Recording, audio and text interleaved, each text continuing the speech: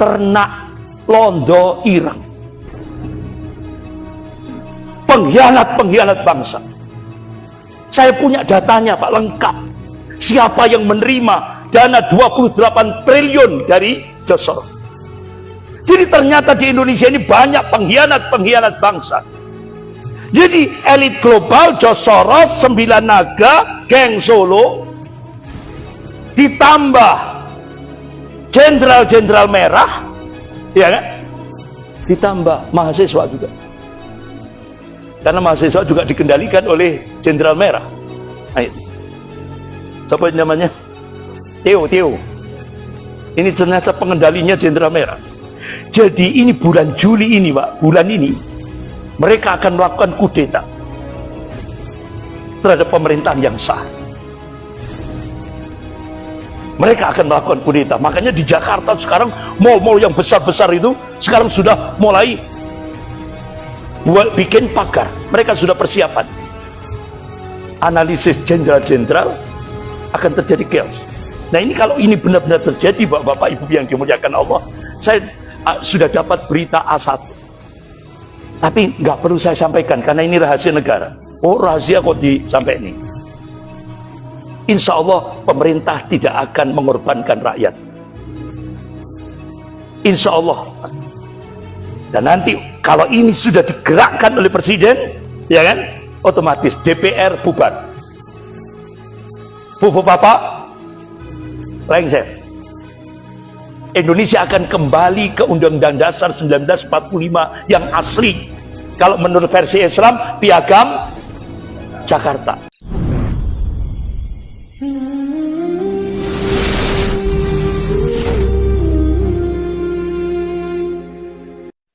Nah, Bapak, Ibu yang dimuliakan Allah, akhirnya kita baru sadar sekarang, ternyata kena prank. Makanya kalau kembali kepada tadi, Allah dan Rasulnya kan sudah ngasih kabar. Jadi Iran itu memang ditakdirkan oleh Allah tempat munculnya Al-Masihid Dajjal. Dan Dajjal itu nanti fitnahnya itu sampai ke Pare. Itu loh. Gak bisa dibendung. Makanya ibu-ibu saya kasih bocoran, nanti yang paling banyak kena fitnah Dajjal itu An-Nisa, kaum wanita.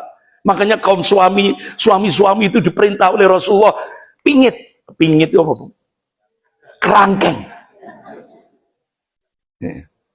Makanya Rasulullah ngasih 2 senjata, apa? Baca 10 ayat Al-Kahfi yang pertama atau 10 ayat yang terakhir. Itu senjata yang pertama. Yang kedua, ad-du'a. Kapan? Pada saat tahiyat akhir, selesai baca sholawat kepada Nabi, lanjutkan dengan doa. Allahumma inni a'udzubika min adzabi jahannam wa min adzabil qabri wa min fitnatil mahya wal mamat wa min syarri fitnatil masihid dajjal. Jangan lupa itu. Itu 2 senjata yang diberikan oleh Allah, Rasulullah sallallahu alaihi wasallam. Nah, Bapak, Ibu yang dimuliakan Allah. Itu tadi Allah sudah memberikan kabar kepada kita, hambanya yang aman wa taqwa. Masa depan ada di tangan Islam. Kemudian, itu tadi prolog Pak ya. Sekarang masuk materi. Bapak, Ibu yang dimuliakan Allah. Rasulullah bersabda, dan hadis riwayat Imam Ahmad dari Hudzaifah bin Yaman radhiyallahu anhu. Qala Rasulullah sallallahu alaihi wasallam, takun nubuwah fikum masyaallah an takuna tsumma yarfa'uha idza sya'a yarfa'ha. Tsumma takunu khilafatan al minhaj nubuwah fayakun masyaallah an takuna tsumma yarfa'uha idza sya'a yarfa'ha.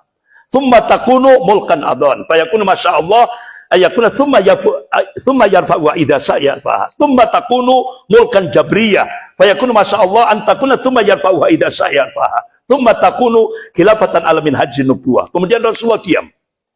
Ini hadis riwayat Imam Ahmad dari Hudzaifah bin Yaman radhiyallahu anhu. Jadi Rasulullah ngasih kabar akan umatku itu akan mengalami 5 periodisasi sejarah. Yang pertama, masa nubuah. Dan itu bisa kita lihat dalam kitab-kitab sirah nabawiyah. Periode Makkiyah, 13 tahun. Periode Madinah 10 tahun, kurang lebih 23, dan itu sesuai dengan apa yang dikehendaki oleh Allah. Kemudian periodisasi sejarah yang kedua, Rasulullah mengabarkan, yaitu masa Khulafaur Rasyidin. Itu ditulis oleh Al-Imam Ibnu Katsir rahimahullah dalam kitabnya Al-Bidayah wa Nihayah. Hampir 30 tahun, mulai Khalifah Abu Bakar As-Siddiq radhiyallahu an, dilanjutkan Khalifah Umar bin Khattab radhiyallahu an, dilanjutkan Khalifah Utsman bin Affan radhiyallahu an, dilanjutkan Khalifah Ali bin Abi Thalib radhiyallahu an, 30 tahun. Kemudian tsumma takunu, ya, mulkan adhan, fa yakunu masyaallah an takuna tsumma yata'u haita sayata. Kemudian Allah munculkan periodisasi yang ketiga, mulkan adhan, raja-raja yang menggigit. Dan ini ditulis oleh pakar sejarah dunia Islam, Syekh Profesor Dr. Ali Muhammad As-Salabi. Ya kan? Mulai dari Daulah Muawiyah, Daulah Abbasiyah, dilanjutkan Daulah Utsmaniyah. Ini hampir 1300 tahun. Sampai Syekh Profesor Dr. Ali Muhammad As-Salabi bikin nulis kitab lagi. Judulnya Fikrah Khawarij wa Syiah fi Mizan Ahlus Sunnah wal Jamaah. Jadi fikrah pemikiran Khawarij dan Syiah menurut timbangan Ahlus Sunnah wal Jamaah. Jadi beliau mengambil kesimpulan hancurnya Daulah Muawiyah, hancurnya Daulah Abbasiyah yang puncak peradaban Islam ada di Baghdad, Irak. Hancurnya Daulah Utsmaniyah yang puncak peradaban Islam ada di Istanbul, Turki.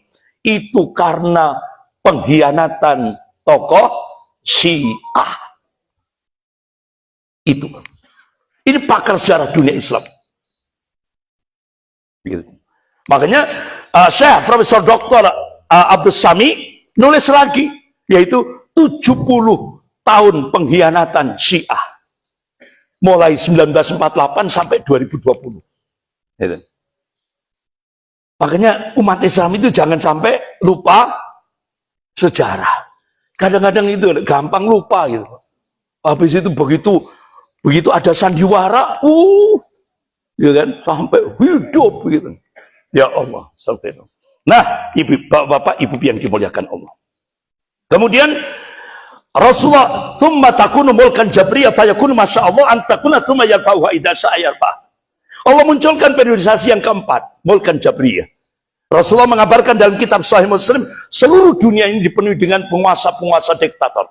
Penguasa yang memaksakan kehendak bagi rakyatnya. Penguasa yang menyengsarakan rakyatnya.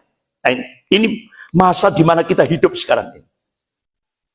Jadi Rasulullah mengabarkan dalam kitab Sahih Muslim, ini masa-masa yang cukup berat yang akan dialami oleh umat Rasulullah. Skopnya tidak hanya Indonesia, seluruhnya global. Nah, ini. Baru kemudian tsumma takunu khilafatan ala minhajin nubuwah. Rasulullah mengabarkan periodisasi yang kelima itu masa Khalifatullah Al-Mahdi, Imam Mahdi. Beliau dibaiat di depan Ka'bah antara Hajar Aswad dan Maqam Ibrahim. Siapa yang dipersiapkan oleh Allah untuk mengawal Khalifatullah Al-Mahdi? Beliau adalah Ashabur Rayatus Sud, pasukan pembawa panji hitam. Di mana Allah munculkan Khurasan, jantungnya Khurasan. Itu dikawal dari Masjidil Haram menuju Masjidil Aqsa. Jadi Allah dan Rasulnya mengabarkan puncak kemenangan Islam di akhir zaman Allah takdirkan di Palestina, titik. Itu pasti, Pak.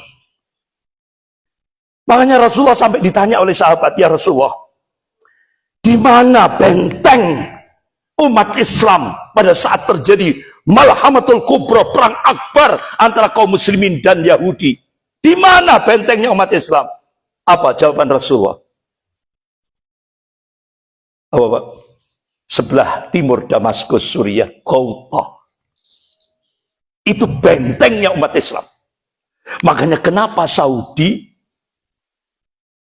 ya kan, membebaskan hutang Suriah hampir 250 triliun US dollar dibebaskan oleh Saudi. Kenapa? Saudi punya kepentingan. Kenapa? Rasulullah sudah ngasih kabar bentengnya umat Islam pada saat Malhamatul Kubra, perang akbar di akhir zaman, Ghouta, Suriah. Sampai sahabat tanya, ya Rasulullah, medan ribat yang paling abdal di mana? Asqalan, Palestina. Nah, bapak-bapak, ibu yang dimuliakan Allah, Rasul, ini sejarah akan berulang ketika Masjid Al-Umawi yang dikabarkan oleh Rasulullah dalam kitab Sahih Muslim bab Al-Fitan wa Asharatun Sa'ah, tanda-tanda yaumil qiyamah kubra. Salah satu di antaranya Allah turunkan Nabiullah Isa alaihissalam di Menara Putih. Masjid Al-Umawi itu sebelah timur Damaskus, Suriah. Itu sudah dibebaskan oleh umat Islam Ahlus Sunnah. Nah, kalau sudah Masjid Al-Umawi dibebaskan, sejarah akan berulang. Insya Allah sebentar lagi Masjid Al-Aqsa akan dibebaskan oleh kaum muslimin. Takbir. Tanda-tanda itu sudah mulai nampak. Oleh karena itu Rasulullah memberi wasiat. Qala Rasulullah sallallahu alaihi wasallam, wa innal iman idza waqatil fitan bisyam. Ini hadis sahih riwayat Muslim. Barometer iman kita kalau sudah fitnah-fitnah akhir zaman sudah meluas, Rasulullah menegaskan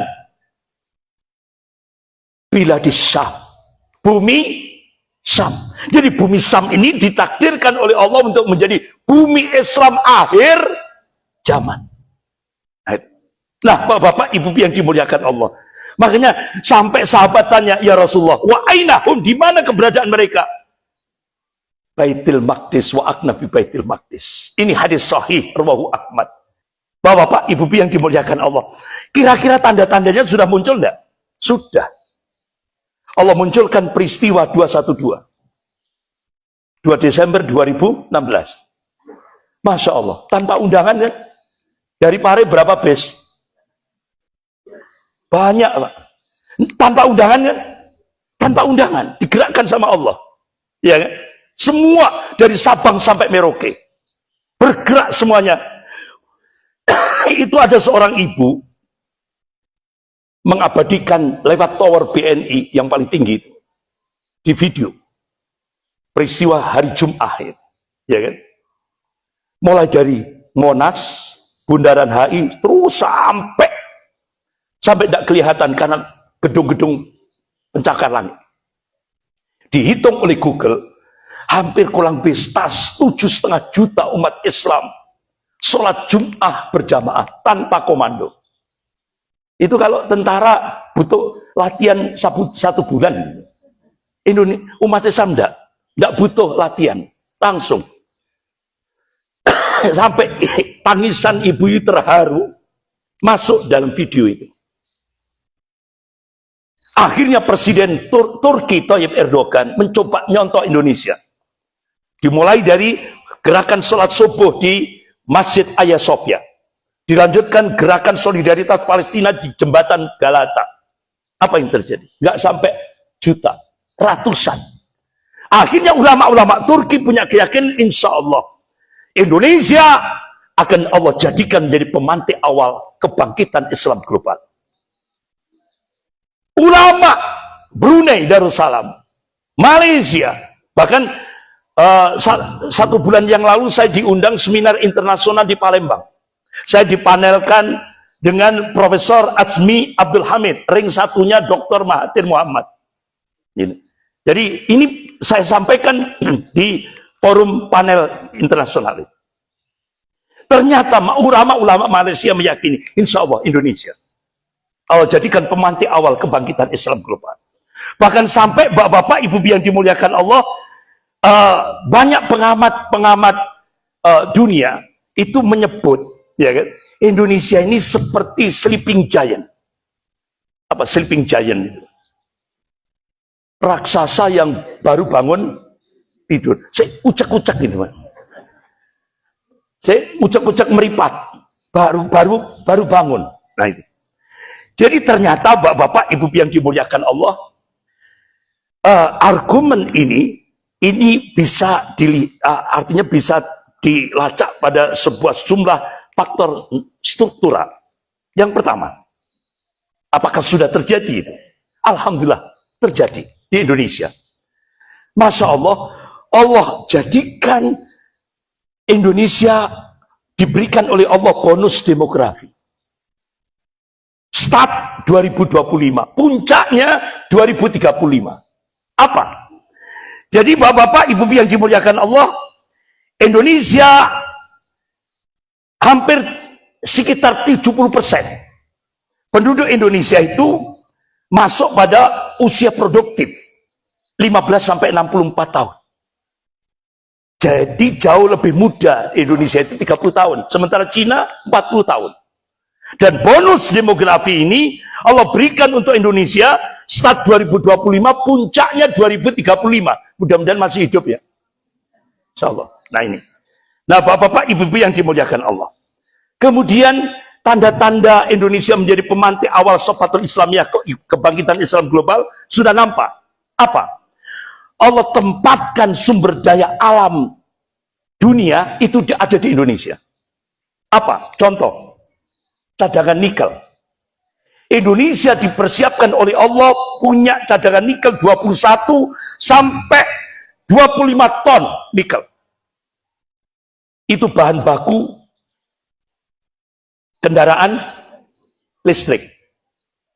Bahkan bapak-bapak, ibu-ibu yang dimuliakan Allah, pernah ada kakak beradik ini pakar kimia. Saya nggak menyampaikan tempatnya di mana karena itu dirahasiakan. Kakak beradik ini punya home industry, dia pakar kimia. Akhirnya hak sampelnya ini diminta oleh Cina. Akhirnya kakak beradik ini dikirim ke Cina. Nyampe di Cina, dia dipertemukan dengan pakar kimia dari Cina yang umurnya sudah 80 tahun. Terjadi dialog. Kami sudah bisa bikin power bank. Kalau power bank di Pare untuk apa, Pak? Cas HP. Di Cina itu sudah bikin power bank untuk menampung energi listrik 15 kilowatt. 15 kilowatt. Nah kita kalau beli token 100.000 dapat berapa watt? Berapa? Kalau beli 100.000 berapa watt gitu? Iya kan? Ini 15 kilowatt. 15.000 kalau nggak salah. 15.000 kilowatt. Itu kalau umpama dipasarkan di Indonesia kurang lebih sekitar 4,5 juta rupiah. Nah kalau itu dipakai oleh orang Indonesia, otomatis PLN gulung 3. Akhirnya apa yang terjadi? Dia katakan, sumber bahan bakunya dari negara Anda. Mana? Morowali. Ini. Akhirnya dua pakar kimia ini shock, Pak. Ya Allah. Kami sudah menggabungkan antara nikel dan litium. Lateral dan nikel. Ini kita gabung. Akhirnya jadilah power bank untuk menampung 15.000 kilowatt. Ini. Bapak-bapak, ibu-ibu yang dimuliakan Allah. Jadi, Allah sudah memberikan cadangan nikel, 1/4 cadangan nikel saat dunia ini Allah tempatkan di Indonesia. Terutama di Morowali, Sulawesi Tengah.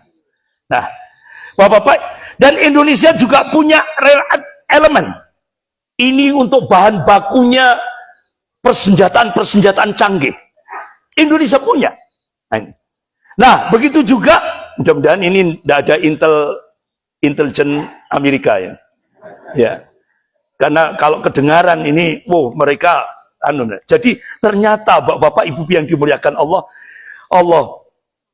Allah kirim di Indonesia ini thorium. Ini belum dieksplorasi. Thorium. Ini belum pernah Bapak Ibu dengar.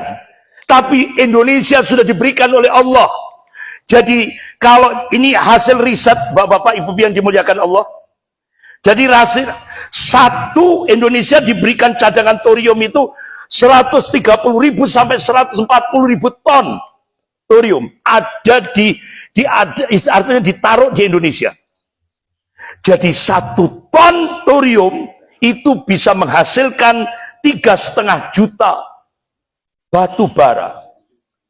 Nah kemarin ada bailout kan, pemadaman listrik. Kenapa Indonesia kok terjadi pemadaman listrik? Padahal Indonesia itu pengekspor listrik se-Asia. Indonesia itu pengekspor listrik se-Asia. Batu bara itu terbesar se-dunia, Indonesia.